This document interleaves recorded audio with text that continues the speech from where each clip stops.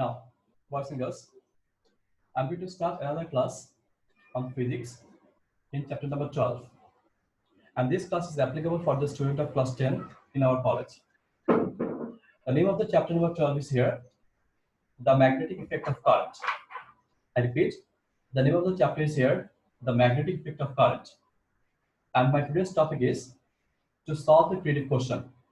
So in my today's class, I'm going to solve a very important creative question, okay? Now, you see, boys and girls, a transformer is given in the stem.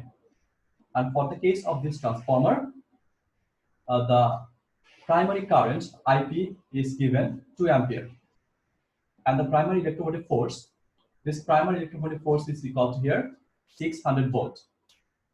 And from the transformer, the output, in this case, the output number of coil NS will be equal to 30.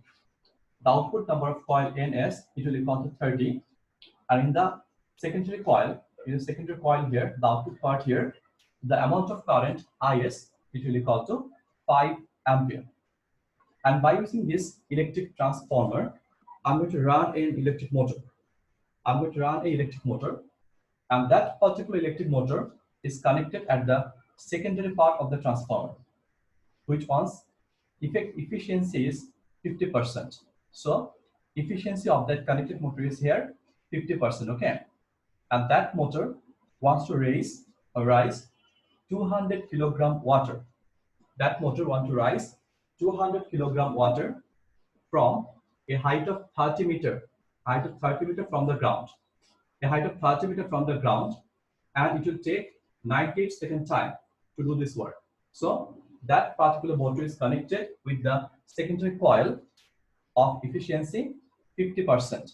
And this motor wants to rise 200 kilogram of water from the ground at a height of 30 meter, and by taking time 98 second time, okay? So it will take 98 second time, okay? Now, I'm going to discuss my discussion from question number A. Question number A. Question number A is here, what is called AC current. You know, boys and girls, AC is an abbreviation form. What? AC is an abbreviation form, okay? And this AC stands for alternating current. This AC stands for alternating current. So AC current means what? The electric current which one changes its direction with respect to time. The electric current which one changes its direction with respect to time. That particular electric current is called AC current. So I can say that AC current is what? The electric current, electric current which one change its direction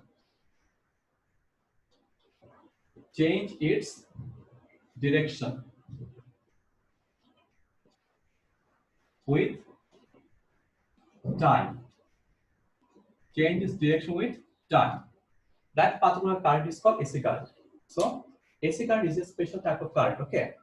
And this special type of current changes direction with respect to time, okay? And that current is called AC current. Now, the another name, okay, time is called AC current. Okay, now another name of this AC current is alternating current, periodic current. What? Alternating current or periodic current. And the graphical presentation of this AC current is,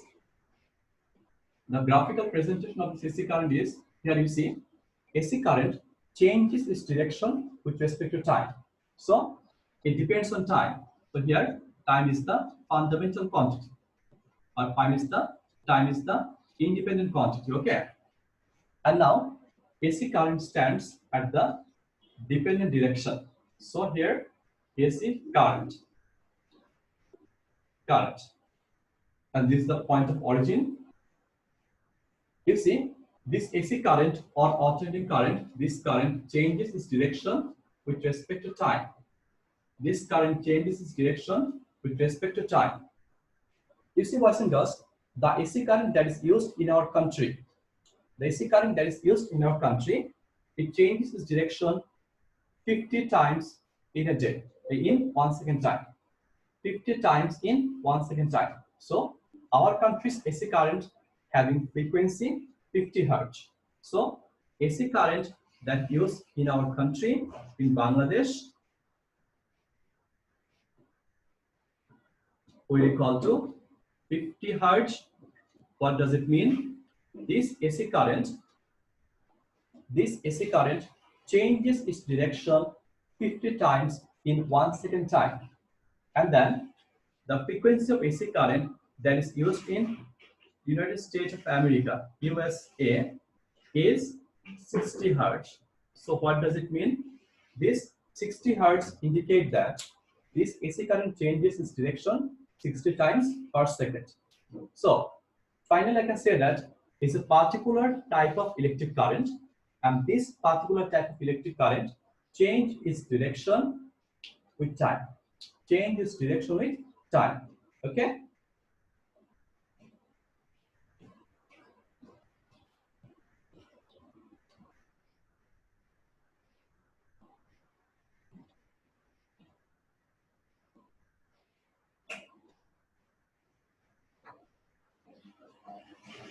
Now, boys and girls, I'm going to solve question number B. I'm going to solve question number B. So, question number B. Why a transformer does not work by using DC current? Why a transformer does not work by using DC current?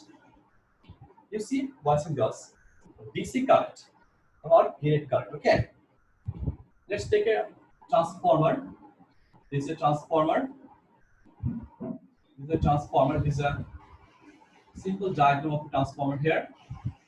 This is the primary coil, and this is the secondary coil. Primary electromotive force equal to EP. Primary number of coil equal to N. Secondary electromotive force equal to ES. Secondary number of coil equal to NS. You see, boys and girls, this EP and ES is the electromotive force. Okay, this electromotive force indicates you that this electromotive force comes from the induction process. Comes from which process? Induction process. Okay, so you can get this electromotive force only by using a induction process. According to Faraday's law, electromagnetic induction, you can say that the produced electromotive force E will be equal to minus N then delta phi divided by delta T. I repeat, the equation of electromotive force according to Faraday's law, electromagnetic induction. This is an electromagnetic setup. So you can use this Faraday's law of electromagnetic induction.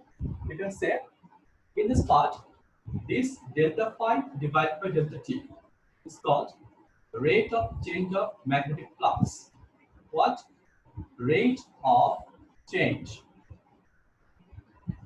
of magnetic flux. Magnetic flux. It's called rate of change of magnetic flux. And here N. N is called number of coil. It's called here number of coil. Number of coil. And then here E, this is called electromotive force or voltage. Electromotive force or voltage. Now, boys and girls, if you use here AC current, okay, only for this case here induction takes place, because you know AC current changes direction with time, and because of this change it will produce a flux, and that flux change periodically, that flux change its direction with time. Okay, since AC current changes direction with time, so the produced flux here will also change its direction with time.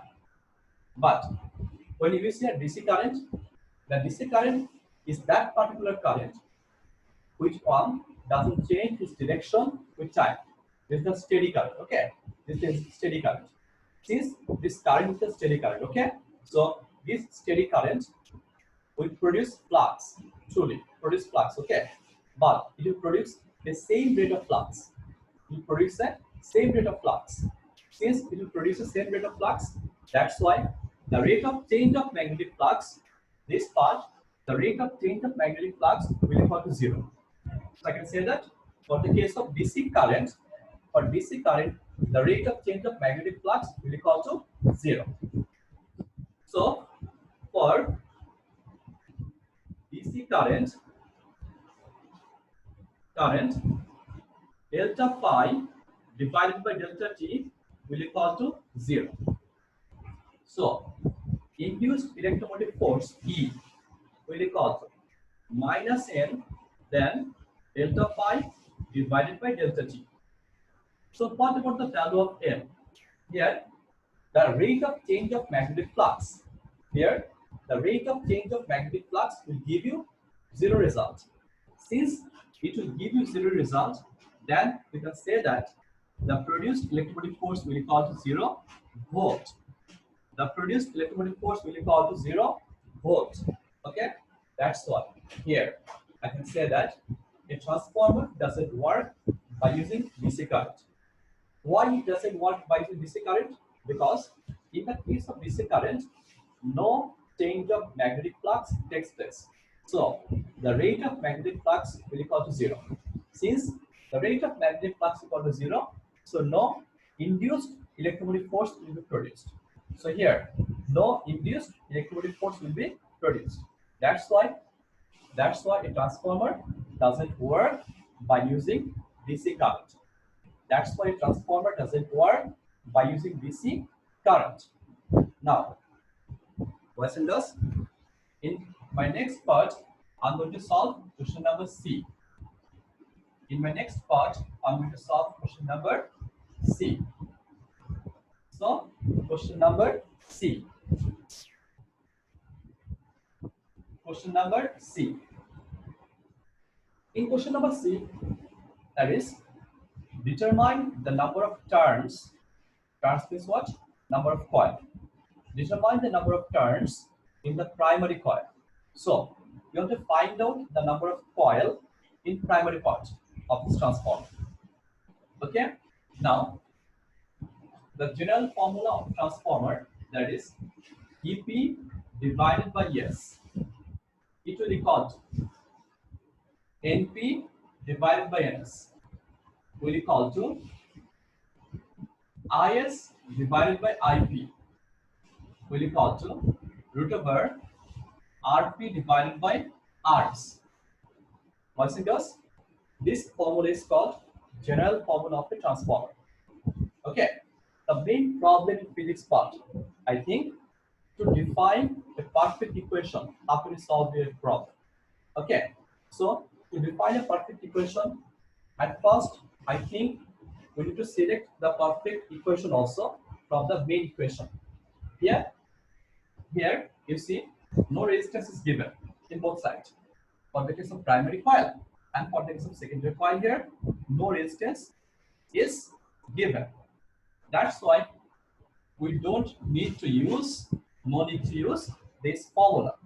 Root over Rp by Rs. No need to use this formula. Now, here in primary part, the electromotive force is given. But in secondary part, no electromotive force is given. So, if you want to use this electromotive force part, then you have to find out the secondary electromotive force. So, it will take a long process. So, we cannot use this formula. Now, the remaining part is here. NP by NS will equal to IS by IP. Let's check this. IP is given. IS is also given. NS is given. And I'm going to find out NP. So, we got the perfect equation for this question. To solve this question. That is, NP by NS will equal to IS by IP. NP by NS will equal to IS by IP. Now, I can write down here. NP by NS will equal to IS by IP. Let's see, by given equation, by given value, so given that here IP, this IP will equal to 2 ampere. This IP will equal to 2 ampere. Then here IS. This IS will equal to here 5 ampere. Then NS. This NS will equal to 30. Then NP. You are going to find out the value of NP. Boys and girls, you are going to find out the value of NP. Now NP will equal to what? NP will equal to IS divided by IP multiplied by NS. Put down all of the values. That is 5 by IP equal to 2 into NS equal to 30. So what will be the number of coil in the primary part? What will be the number of coil in the primary part? After calculation, you get here number of coil equal to 75 turns. Finally, I can say that in this transformer there are 75 number of turns in the primary coil. In this transformer there are 75 number of turns in the primary coil. So I can write down here NP equal to 75. NP equal to 75. There are 75 number of turns in this coil, in this transformer here. Okay. Then I'm going to solve question number D. I think this is a really tough question. I think question number D is a really tough question. Okay, but it's a board question, so I'm going to solve this question obviously. Here, question number D. Is it possible to run this motor? That motor, okay, is connected at the secondary part of the coil. Is it possible to run this motor with this transformer? Give your opinion with mathematical analysis. So, you are going to run this motor by using this transformer, okay? You know, to run the motor, at first you need to know about the power of the motor. And if your supplied power is more than your required power, then that motor can run. So, my first target to solve this question at first to find out the power of that particular motor. Okay? So, let's start our journey to solve question number D.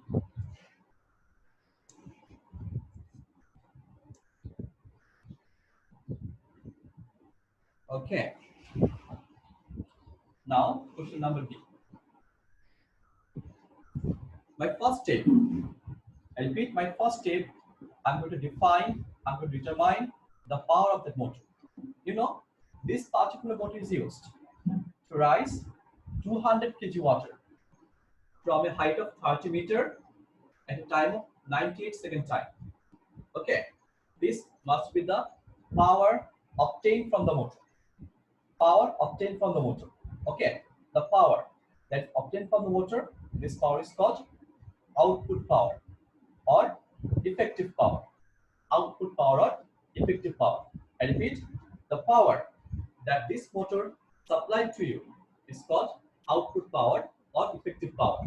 Okay, that's why the output power or effective power will be called output power will be called mgh by T. mgh by T. Why I use this formula? Because this motor used to raise some water from the ground. This motor is used to raise some water from the ground.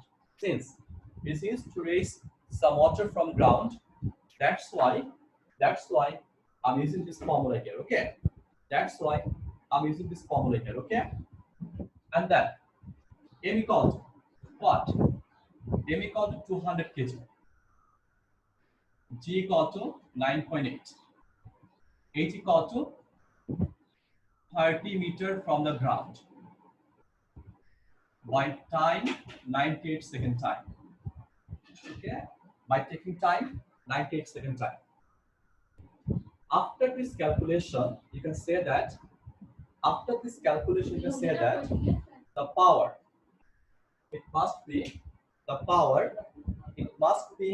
equal to 600 watts. 600 watt is the output power. Now, boys and girls, there is another information is given. Another information is given in the question.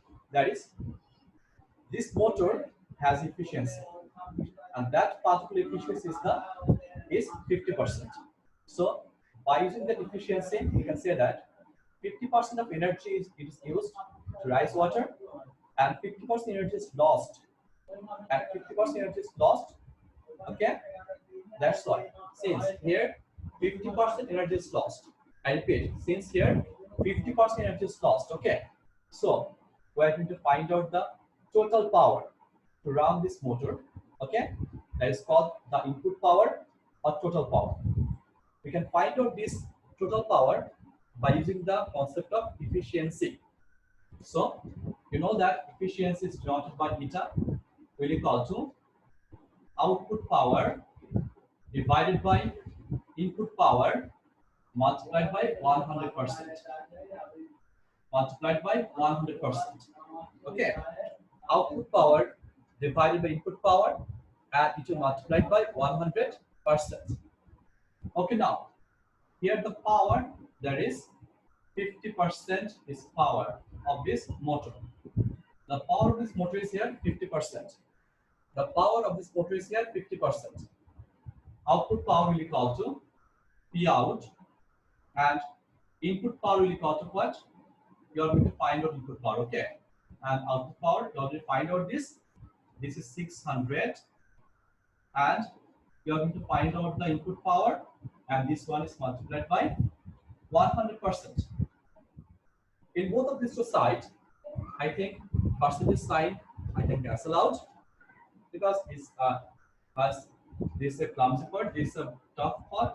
Okay, so at first we need to remove this percentage from the both sides, okay, to give this equation more easier phase.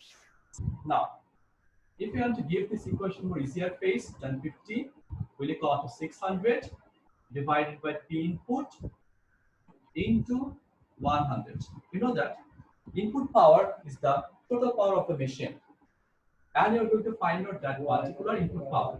So that particular input power will equal to 600 divided by 50, and this is multiplied by 100. Will equal to what? Will equal to here 1200 watt. 1200 watt. This will equal to 1200 watt. I repeat, this will equal to 1200 watt. Okay, so it will equal to 1200 watt. Okay, now boys and girls, okay, in next part I'm going to find out the power of that motor. Okay, so to run that particular motor, listen to me, to run that particular motor, we need to use power more than 1200 watt. We need to use power more than 1200 watt. Okay, so more than 1200 watt power is required to run this motor. Now, in next segment, I'm going to find out the power of this transformer. So, power of this transformer. Okay, so the power of this transformer will equal to what? Power is the product of voltage and current. Power is the product of voltage and current. So voltage means what? If I use EP and if I use here IP, okay, it's also current, because power for the case of primary coil and power for the case of secondary coil is equal. So this power is called the power of a transformer. Here, for the case of primary coil, 600 voltage is the primary voltage. And in the case of primary current, 2 ampere is the primary current. So the total voltage power will be equal to 1200 watts. Okay. Then I'm going to give the conclusion. You see, to run this motor, minimum 1200 watt power is required. To run this motor, minimum 1200 watt is required. And this transformer can able to supply that particular amount, 1200 watt. This particular transformer can supply that particular watt, that is 1200. Okay. So this supplied voltage or this supplied power from the transformer can able to run the motor. Okay. That's why I can say that this transformer can run that motor. Okay. That motor safely. Now, boys and girls, I'm going to give you a homework at your home. Okay. You can solve another question just like this because it's a very important question. And I think if you follow this class, if you follow my class, you can solve that homework very easily. You can solve that homework very easily. Okay. Now, your homework. Now, boys and girls, your homework.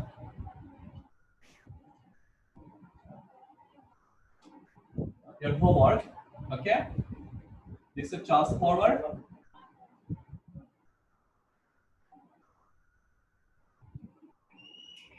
This is a transformer.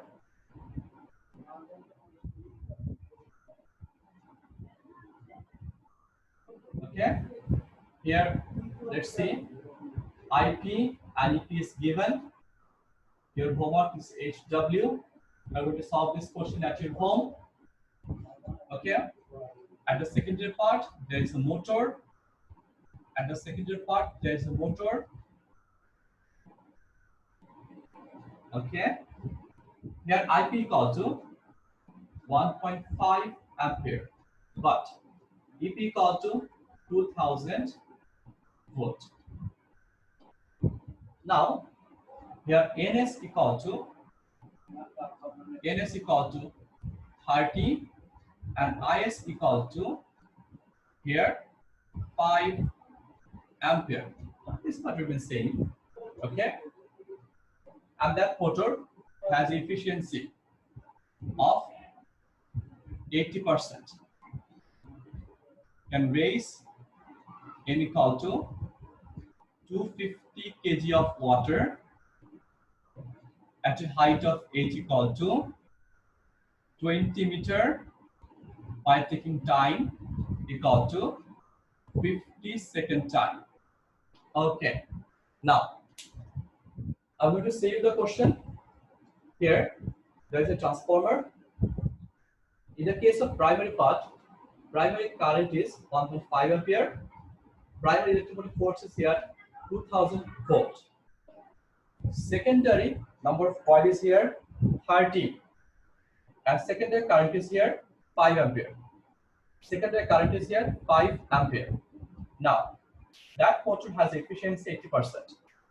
That motor has efficiency 80%. Okay. And that motor wants to raise 250 kg water at a height of 20 meter from the ground, and by taking time 50 second time. By taking time 50 second time. Okay. On the basis of this step, we are going to solve this 4 question. We are going to solve this 4 question. I repeat question number A. What is AC current? Question number B. Why a transformer does not work by using DC current? Why a transformer does not work by using DC current? Determine the number of turns in the primary coil. Determine the number of turns in the primary coil. Number D. Is it possible to run this motor with this transformer? Is it possible to run this motor with this transformer? Give your opinion with mathematical analysis. Okay, boys and girls. I'm going to end my today's class and we close my today's class. Okay. So Before ending my class, I'm going to say you some words. Okay. So please stay at home and stay safe and keep studying. Thank you very much. Thanks for watching.